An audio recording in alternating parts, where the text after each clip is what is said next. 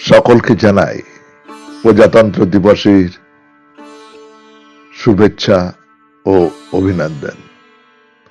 আজকে এই প্রজাতন্ত্র দিবস উপলক্ষে প্রজাতন্ত্রকে নিয়েই লেখা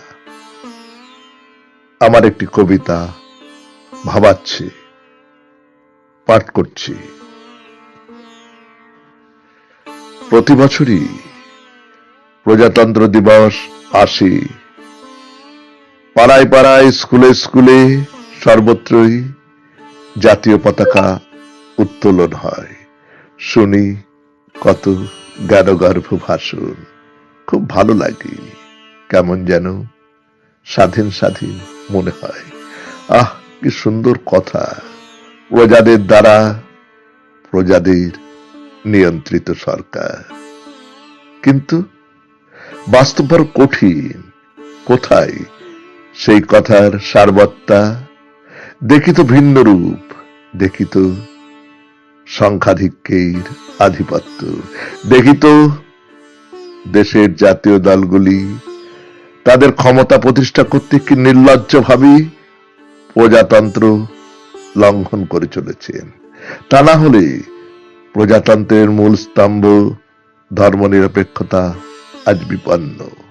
জাতীয় দলগুলি তাদের স্বার্থ অক্ষুণ্ণ রাখতে প্রজাতন্ত্রের মূল স্তম্ভগুলো ভাঙতে উদ্যত হয়। ফলে বিপন্ন হচ্ছে প্রজাগণ। ভাবতে কষ্ট হয়, সরকারি বিভিন্ন সিদ্ধান্ত প্রজাগণকে শান্তির বদলে বিব্রত করে চলেছে। তাদের নাগরিকত্ব আজ কঠিন চ্যালেঞ্জের মুখে। মানুষ শঙ্কিত, এ কোন প্রজাতন্ত্র? বিপ্লবীরা কি এই প্রজাতন্ত্র গঠনের জন্য আত্মবলিদান দিয়েছিলেন?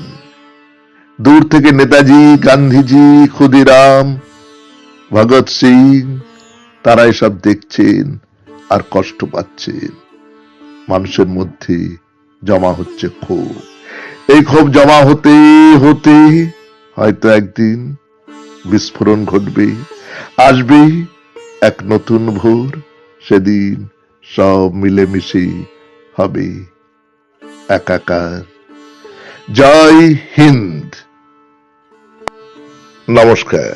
শুনলেন স্বরচিত কবিতা ভাবাচ্ছে।